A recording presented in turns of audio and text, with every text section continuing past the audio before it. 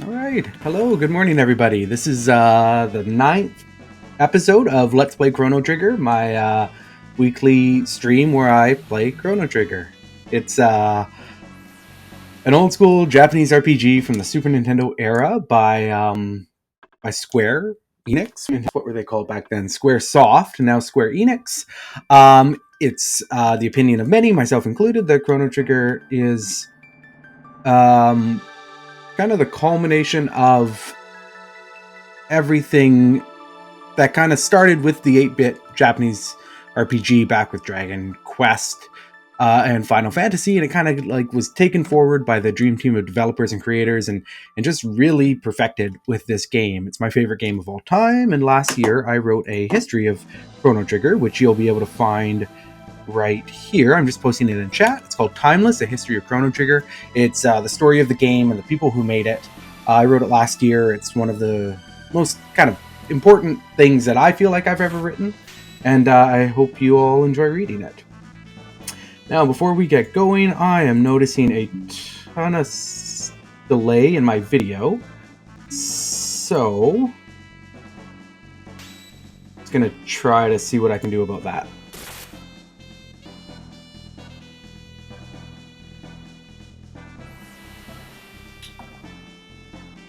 This was also happening last week.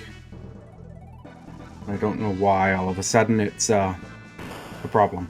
But that looks better. How does that look to everybody?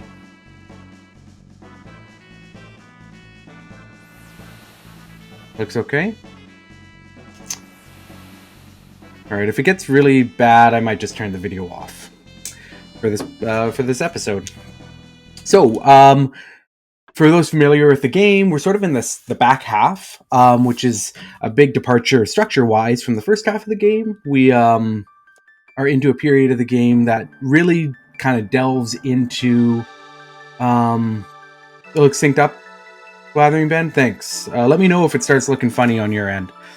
We're into a part of the game that is very side quest heavy, so we have a very non-linear opportunity to explore the world. Each of the characters in the game has a side quest, and you can tackle them sort of in any order. The first major one that you have to do is revive Crono, who is ostensibly the game's main character, though he is a silent protagonist and doesn't really do much other than act as a proxy for the player. But I'm here at Death Peak. I just got the Chrono Trigger, which is an item. It's a time egg, and it is somehow going to help me revive Crono. So here we go. Oh, and I have not got the Poyozo dolls from the Sage here. So let's go do that. So the first, as I was saying, the first half of Chrono Trigger is, despite it being a time travel game, the first half of the game is actually quite linear, and after you defeat and finish the Ocean Palace and defeat Lavos, you get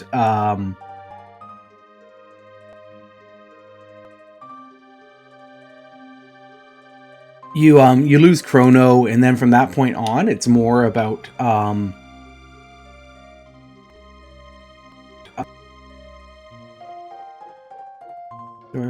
without the clone, there's no point. Oh, I have to go. Oh, geez. Okay. Anyway, so second half is very non-linear compared to the linear first half, and that's what we're doing. We're doing now at this point. I've played this game many times, but I still forget to do what to do every once in a while. And in this case, I won the Crono clone doll last episode, but I forgot to pick it up at his mom's house. So we just have to head back there very quickly. One of the unique things about Chrono Trigger, if you're not familiar with it, is it has it's built around a time travel mechanic. So you have various different eras that you can travel through, and the story progresses kind of through those different eras as you go through the game. And in terms of actual time travel, like paradox or like altering story points and points in history, it doesn't really do a lot of that compared to, say, something like Radiant Historia. which allows you to jump back and forth between these two timelines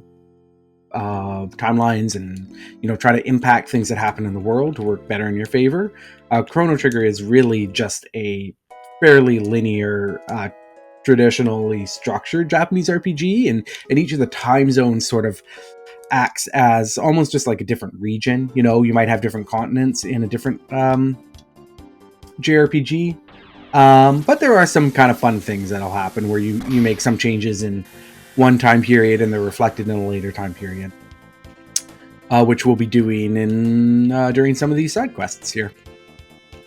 Okay, so I have the Crono clone, and now I'm going to head back up here to the new. I need to get the new to distribute some Poyozo dolls throughout Death's Peak, which will allow me to get through certain areas that I can't get through right now.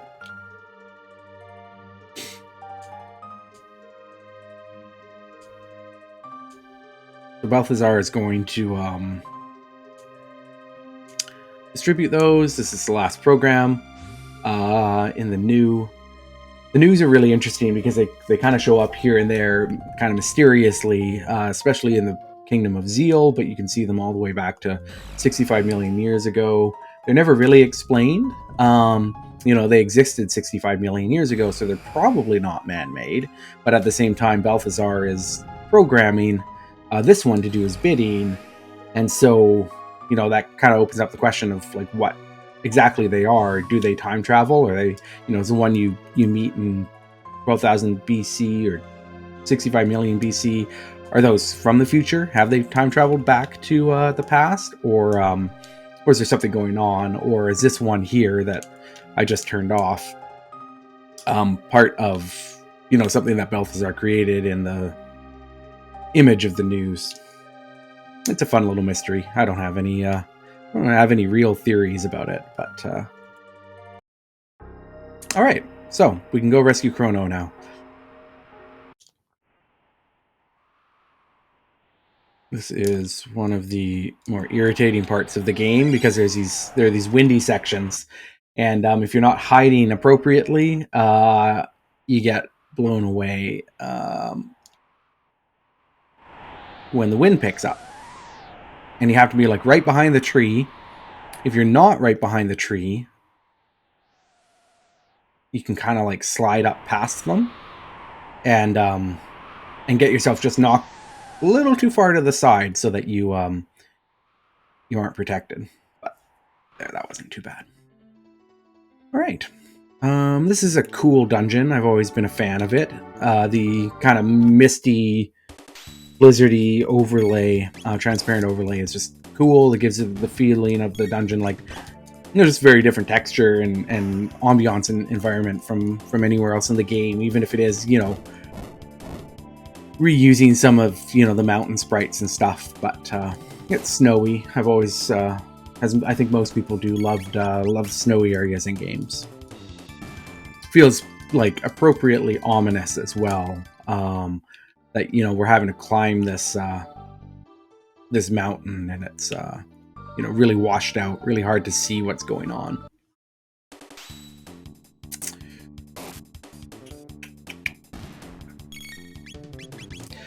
So I am playing a New Game Plus playthrough of this game. I've got a maxed out, overpowered team of characters, so I can pretty much use any combination that I want, and I'm just gonna kind of melt through battles, whether they're regular battles or whether they're boss battles. The exception, if you watched the earlier episodes, the one exception was Specchio in the End of Time. He's in a super powered up format, and even with these maxed out characters, he kind of wiped the floor with me when I tried to fight him in one of the earlier episodes. So that was a new experience for me because I've never actually played through the game with characters of this high of level. I found this save on the internet. I think way back in the day, I might have had some starred out characters, but I don't think I ever actually starred out, had level star with every character. Have I tried that battle again? No, I haven't tried that again. Maybe I'll give it a go, just near the end of this playthrough. I wasn't expecting it to be so hard, so I wasn't really paying attention, but if I give it another go with the intention of, like actually paying, attention to the battle, I think I could probably take it down.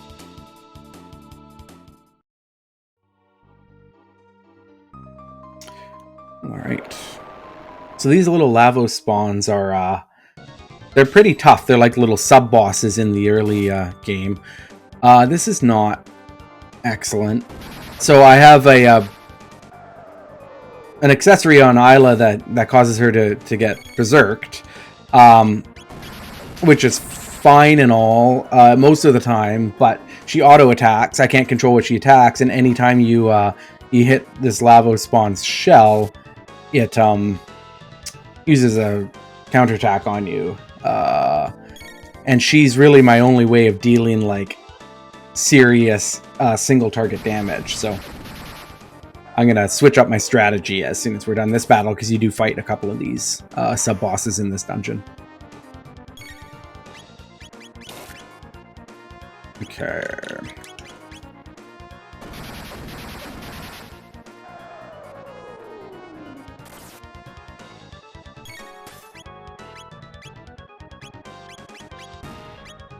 There we go. Not too bad, but I am going to take that Berserk Ring off, Berserk Ring? Bandana? Off Isla. Berserker. As you can see, I have a very powerful team. With all these start out stats,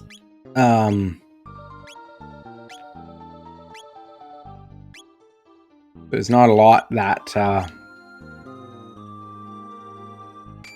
that Isla actually needs to stay healthy, but that one should do it.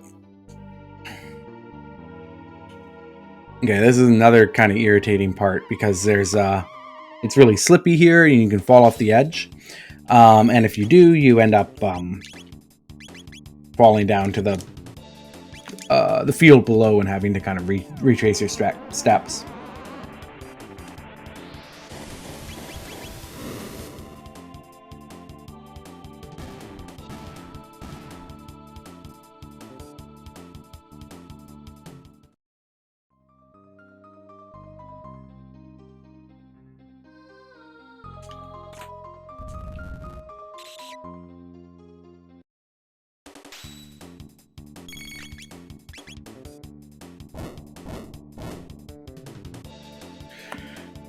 Chrono Trigger was sort of one of the first high-profile Japanese RPGs to feature like not random encounters. So like you see the enemy encounters right on the battlefield, like in the dungeon maps, and you fight them like right where you encounter them.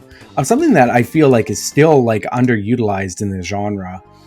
But as you can see, especially in this dungeon, you can see that like a lot of the time, they're just unavoidable and surprise attacks, enemies. So like, they're technically not random, but at the same time, like you can't avoid them.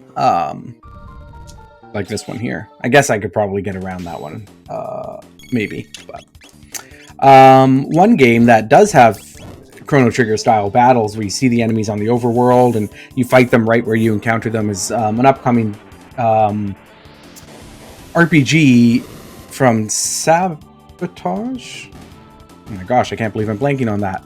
In any case, the developers who made The Messenger, which is another retro-inspired side-scroller that takes inspiration from like Ninja Gaiden and Metroid.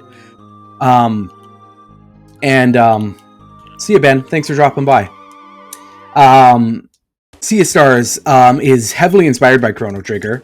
They don't call it a Japanese RPG because it's not made in Japan. It's actually made here in Canada by a studio in Quebec. And it draws heavily from Chrono Trigger, including on-map battles. And it works really well. I played the demo last year, and it's a good system. And I'm kind of surprised that that more games don't use it. I think one of the best things about it is that every battle is like handcrafted, both from like an animation perspective, but also because there's not, you know exactly where enemies are going to appear, you know roughly how much and how often and what configuration of enemies players are going to encounter in their playthroughs. You can really kind of like fine tune those encounters so that each one is unique, and adds to the experience rather than like, I think all of us, anyone who's interested in Japanese RPGs, has gone through like a situation where you're getting into random battle after random battle, and you're just kind of zoning out as you play through the game, because the 20th random battle in a dungeon sort of gets you down, right? Because there's not a lot of unique experiences within those 20 random battles, whereas Chrono Trigger is much more like, feels handcrafted.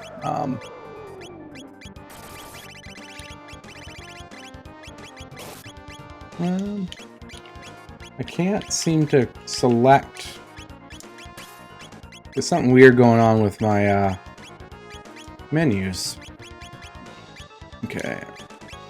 With Isla's menus, I can't select. I can't go up for some reason. So here we go. I am, of course, I'm playing on an emulator. I'm playing on OpenEMU, which is a Mac-based emulator. And I'm using, I can't even remember which core I'm using, but that's odd. I haven't run into very many bugs on this playthrough.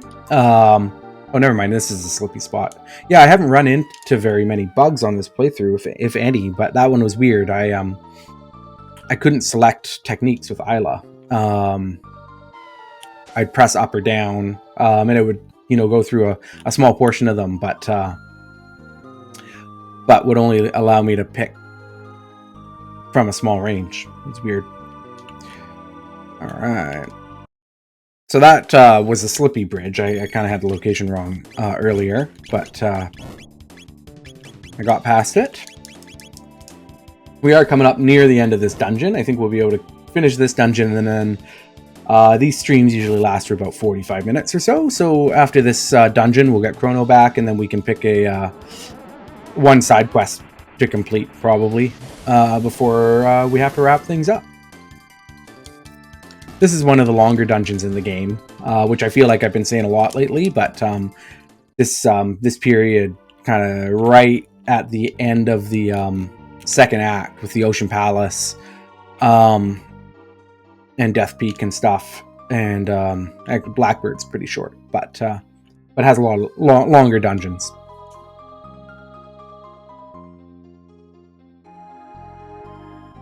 This part's fun because there's a few little puzzles here and there. This is one coming up.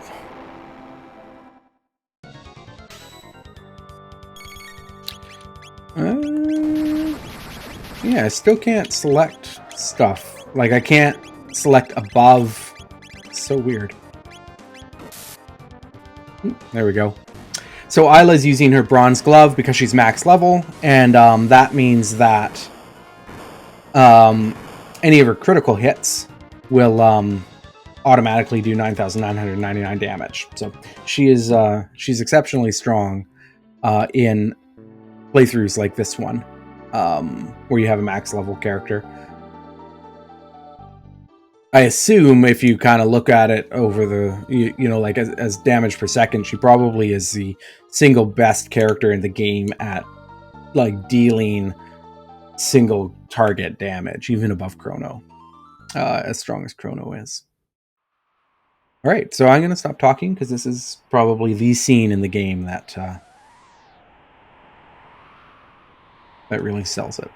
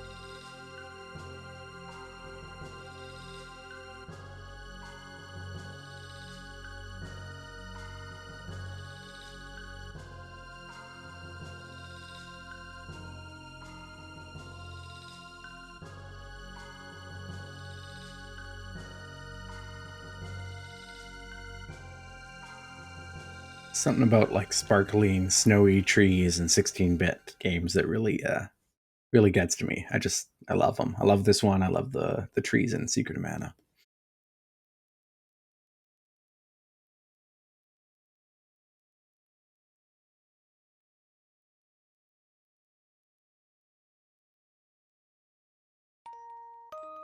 When this music kicks in, I feel like this is like the pinnacle of the game, the peak of its narrative. And I'm just always so amazed watching and playing older pixel-based video games when coming up here we have like we see Crono sitting against a tree, and we see an animation of Marl, or it can be Luca as well, run up and give him this hug. And this is just unique sprite work that exists just for this scene, and I miss that so much. Another game series that does it really well is Suikoden, that has a lot of just like hand-drawn like animations or sprite work that exists just in one scene. And there's just something really magical to me about that.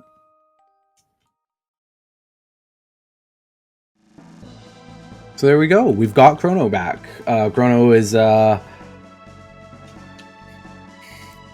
is on our team, but you'll notice I can still use any team that I want. So now that Crono's been revived, we're no longer required to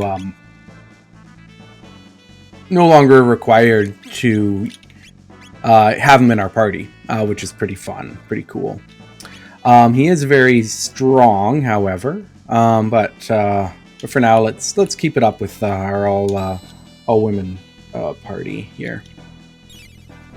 Heal up, save, and then we can pick a side quest to go on.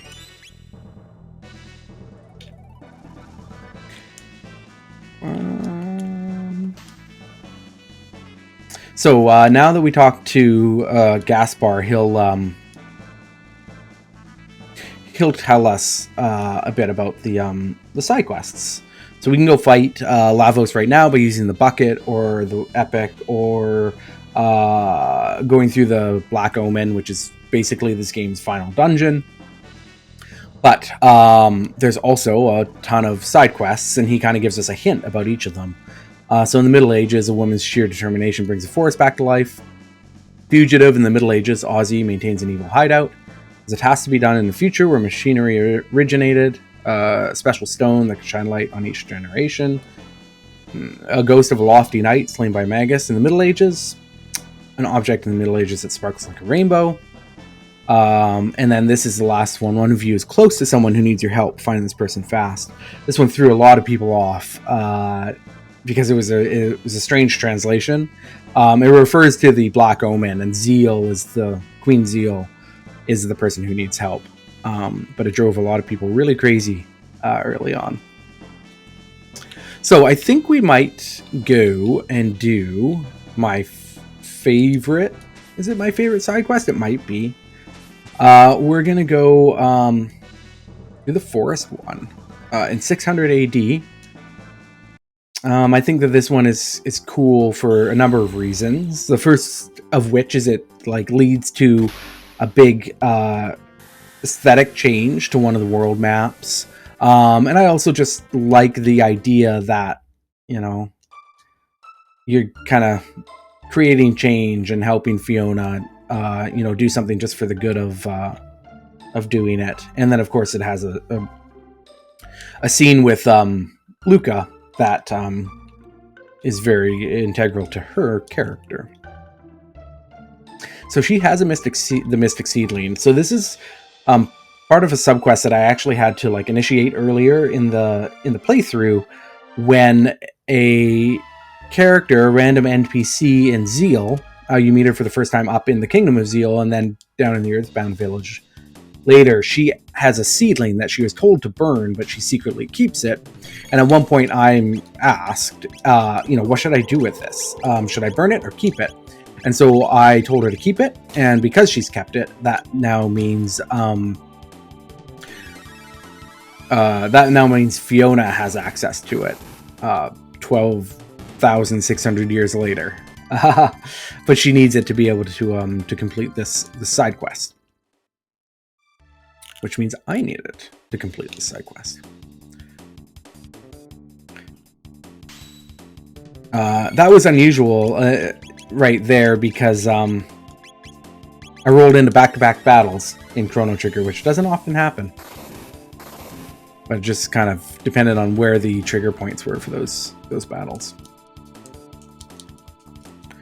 One of the great things about Chrono Trigger, and I say this a lot, but I think its pacing is just phenomenal in terms of like how frequently, how regularly, and how quickly you move through different scenarios, different locations, but also in the pacing of like when you fight battles, how long they take, how often you spend in battle versus exploration. And again, as we get back to the idea of like having the on-screen enemy encounters, the on-map enemy encounters versus random encounters, you can really fine-tune that pacing if you want to. Whereas, you can set a random encounter rate to be based on number of steps or time or whatever, but at the same time, you can't handpick where those battles are going to happen, how often they're going to happen before the character or the player reaches the end of the dungeon, etc. I was reminded listening to an episode of Retronauts recently that Xenogears had this tower, the Tower of Babel, and it had some platforming, which is already irritating enough in a in an isometric RPG, but you could also I just healed that. You could also fight random battles, and you could encounter those random battles like mid-jump. So you'd be jumping from one platform to another. A random battle would trigger mid-air, and then when you exited the random battle, you'd still be in mid-air. And the all your inertia and momentum would be gone, so you would then just drop like a rock to the bottom of the tower and have to just start all over. It was horrible dungeon design, just like awful dungeon design. And I think that's probably the point where a lot of people quit the game if they hadn't already quit at the sewers.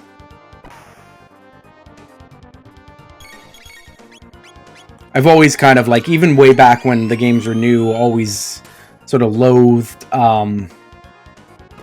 games that mix puzzles with random encounters. I feel like there's lots of games that Japanese RPGs that mix in puzzle encounters into their dungeons, and I think they're great. Lufia, specifically Lufia 2 is a great example, or Wild Arms.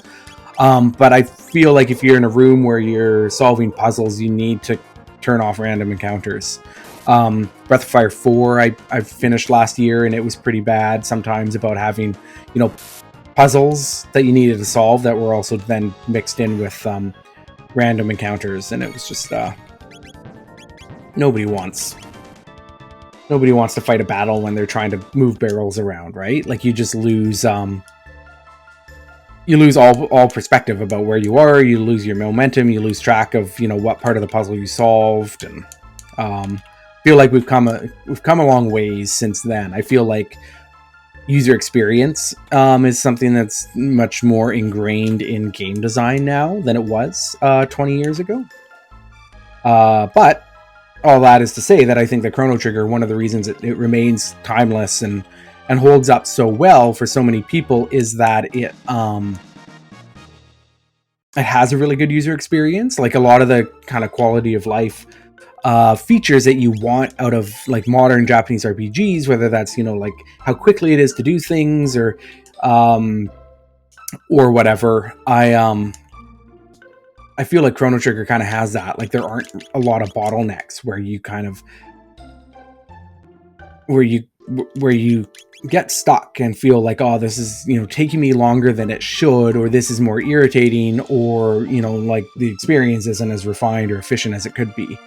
I feel like Chrono Trigger does away with a lot of that, because it's very it's simple. It's like it's complex without being complicated, and it can be very simple when it needs to be. Whereas, like on the flip side, I do think that like quality of life and user experience is a big selling point for modern Japanese RPGs. But then I look at games like Xenoblade 2, Xenoblade Chronicles 2, and it's just like it has system on top of system on top of system. And I feel like that lack of like streamlined efficiency also brings it down.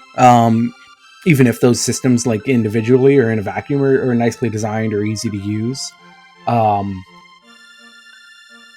Not that I think Xenoblade Chronicles 2 systems are well designed or easy to use, but I think you get my point.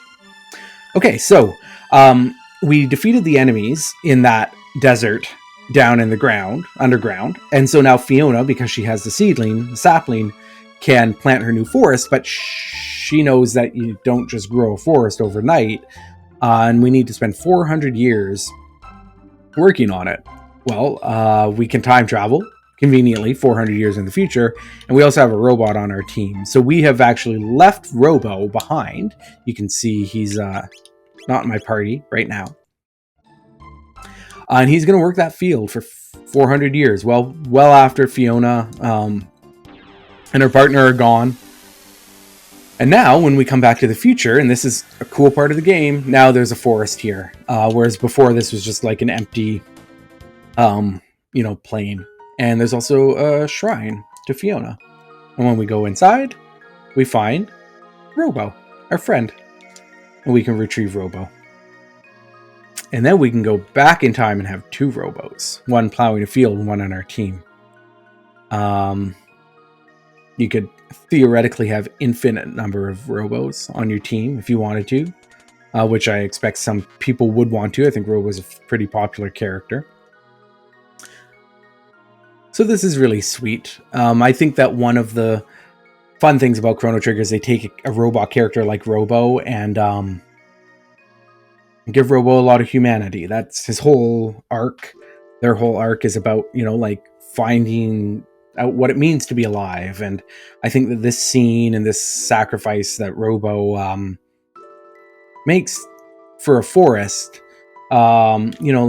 he's a robot, he's artificial, the forest is natural and living, and yet he kind of sacrifices 400 years of his time for the forest. And I think that's a really nice part of his overall quest, even if this is technically Luca's quest line. And this has always been kind of an iconic scene for the game. You have this really beautiful campfire scene. It's like a really nicely, uniquely hand-drawn background and setting. You never come back here again. I think it stands out in a lot of people's minds as one of the kind of iconic scenes from this game. And then they also talk about this idea of this entity that wanted us to relive the past. And I think it's a bit of fourth wall breaking in terms of like the team being like, why is this happening? Like, why are we kind of fixed to these specific points in time? And I think it's reference to the player playing the game, but also the developers who created the game and sort of crafted this narrative that the player and the party is following. And it's just interesting from kind of a thematic and standpoint, to be able to play with the game's narrative that way. Not something you always saw a lot of in the mid-90s when this game came out.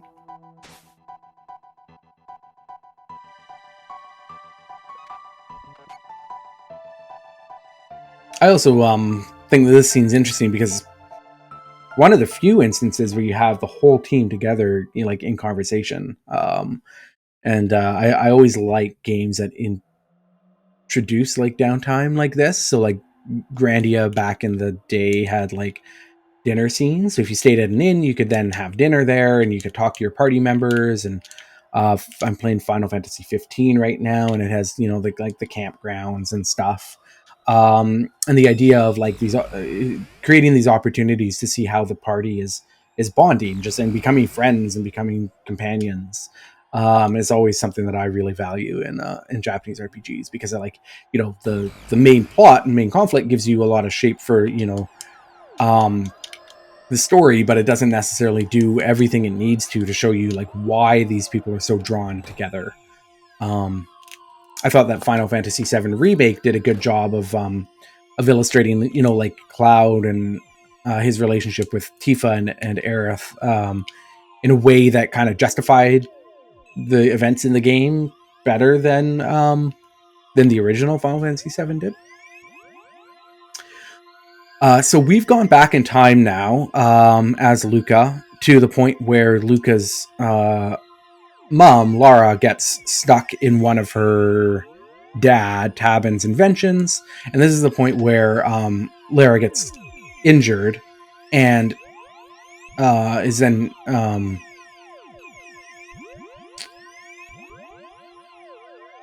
and is injured, and then for the kind of rest of her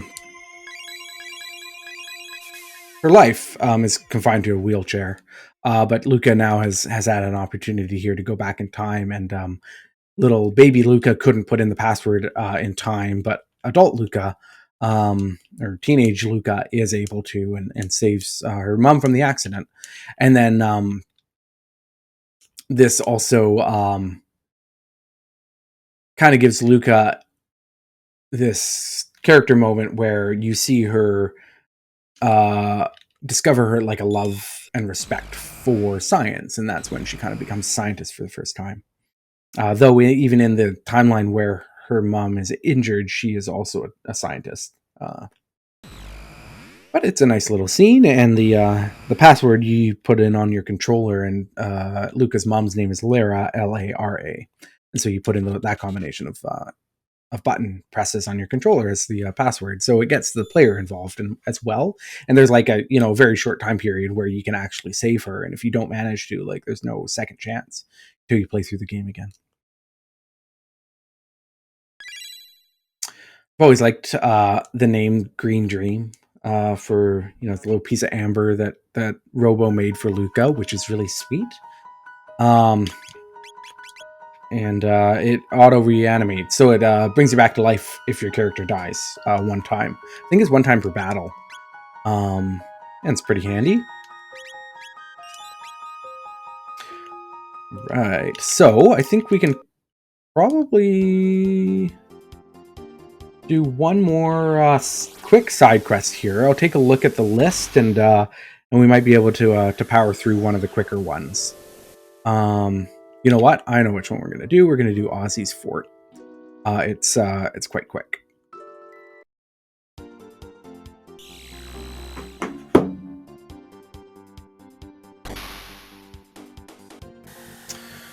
Okay, so I've been using my party of all women, but I am going to swap Magus into the party now at this point, because it's just a fun little scene if you have them in your party.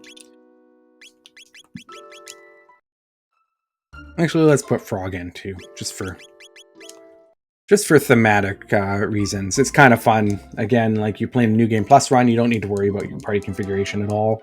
So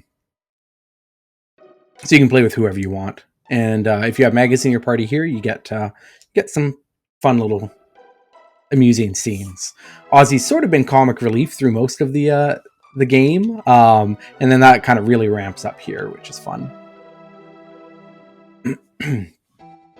Even in a regular playthrough, when you start from scratch, I feel like one of the things that really bears out for Chrono Trigger, and one of the reasons why it's so great, is that the balance is just really even across all team configurations. And unlike a game like Final Fantasy VI that you can break really easily, Chrono Trigger is it's more about kind of experimentation in terms of your party makeup and how you want to approach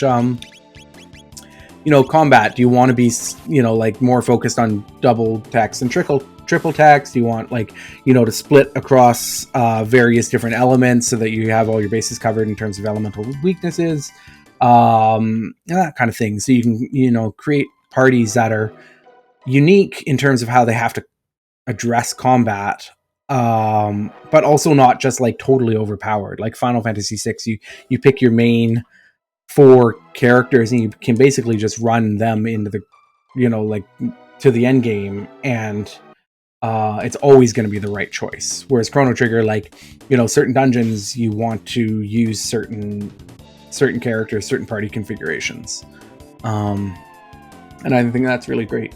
I think that Chrono Trigger is kind of gets bad rap sometimes for being a little too simplified, and people think it's it's too easy or it's too straight line, and that's true. I think character progression, character building, and stuff is very streamlined and straightforward. But I don't necessarily think that that's a flaw, especially because I think the New Game Plus experience is so important with Chrono Trigger. The way that it kind of turns the game into more of an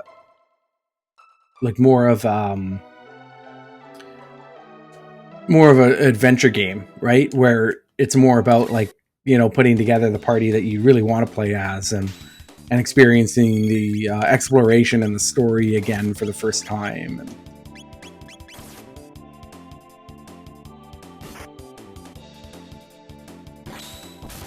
So we first faced off against Ozzy, Flea, and Slash. Kind of near the end of the game's first act, I would say, when we're in Magus's castle, and they were sort of his lieutenants. The leaders underneath him. And now we're back, and now they've kind of set up their own castle. Magus is gone, so they're trying to take the reins from him, and take over the mystics, who are the monsters. And it doesn't go so well for them, because now Magus has shown up to ruin all his fun. And these side quests are where we see a lot of the best side effects, in terms of changing the world based on actions in previous time frames. And when you defeat Ozzy and beat this side mission, which is Magus's side mission, and you go to the 1000 AD, all of a sudden the mystics who live across the ocean from the humans are super friendly and happy to have humans in their village and stuff, and that just wasn't the case up until this point.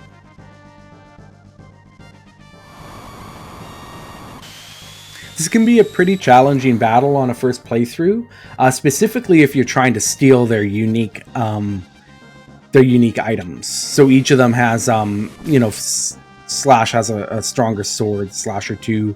Flea has a piece of equipment, and Ozzy has a piece of equipment. You don't need them. You don't Slash or two. You're better off getting the rainbow sword later in a different side quest and stuff. But they are unique items, and I often like to get them on first playthroughs.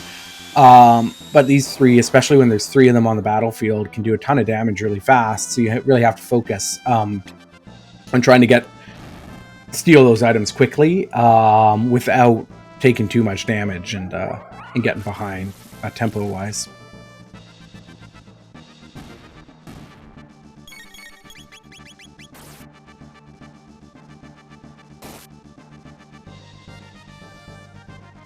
If you're not trying to get those items, you can just focus on taking out one of the three combatants, and then at that point they can't use their delta attack, and it becomes a lot easier.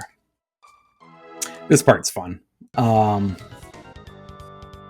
Ozzy encases himself in ice, and this is a throwback to the first time you fight Ozzy, when you keep hitting some chains behind him, and then it opens a hole in the ground.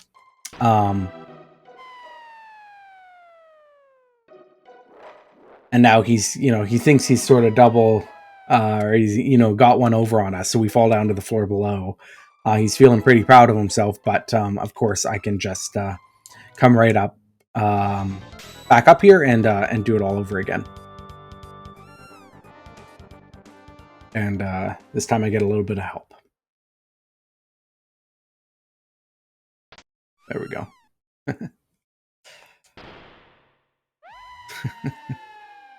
Good old Ozzy. And that's it. That's the end of his story. He just falls down a pit. It sounds like he might fall onto some spikes or something.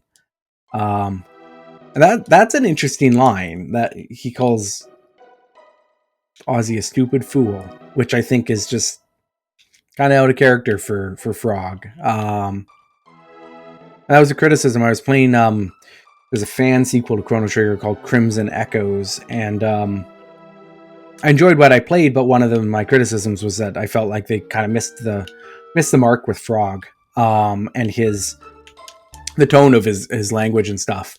But him calling Ozzy a stupid fool actually kind of stands out in the same way. I don't really feel like that would necessarily be Frog's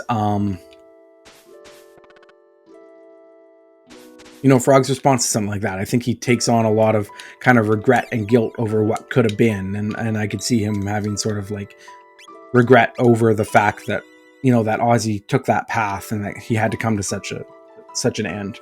But well, there we go. We saved Chrono today. We finished off 2 of the side quests. We finished off Fiona's Forest. We finished off Magus's Castle. So that feels like a pretty good spot to end this stream. Thanks so much for joining me. I do these streams every Tuesday around lunchtime Pacific time on my lunch break. I do them for my blog, which is called Astrolabe. You can see it right up there. You can see actually the old URL because it's changed today. Yeah, today or yesterday.